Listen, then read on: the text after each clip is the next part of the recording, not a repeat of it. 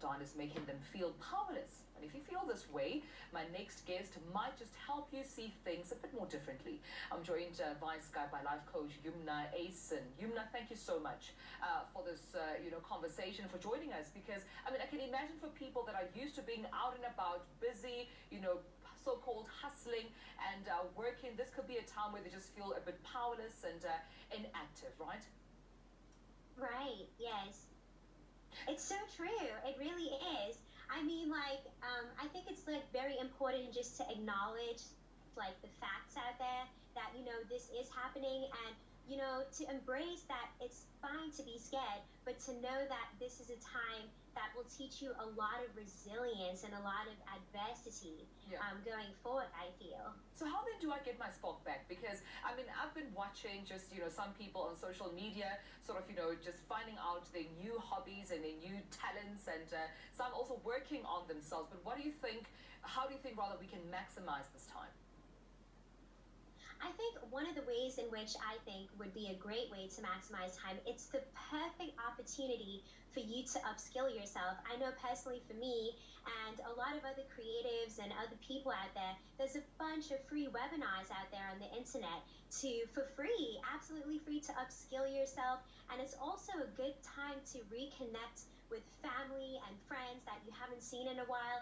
You can learn a new skill from, say, Uncle Bob, or a friend next door. You could totally Skype them and just learn something of how are they getting through these tough times.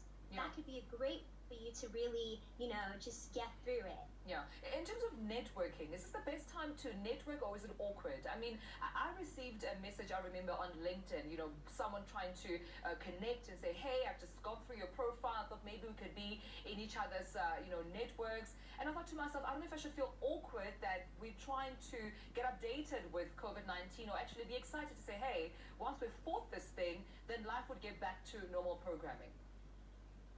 Yeah, I mean, I think it definitely is a perfect opportunity to network with people. And it's so funny because I was speaking to someone the other day, and I don't know if you've ever heard of the saying, but it says that your network is your net worth.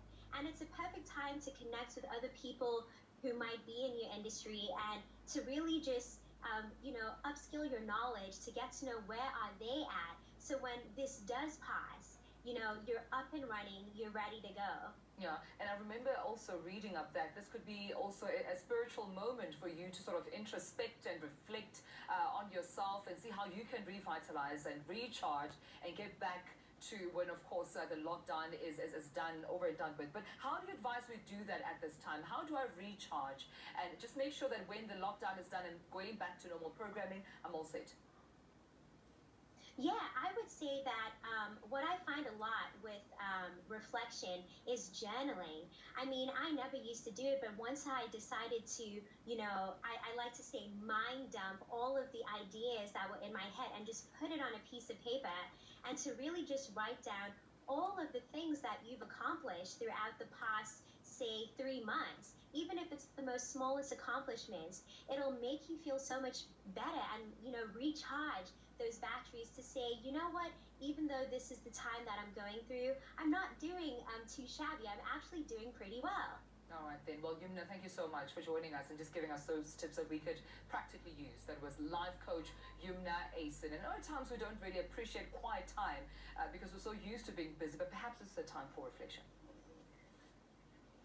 Just trying to make a list of the accomplishments that I've had over the past 24 hours. I've got one, I made soup.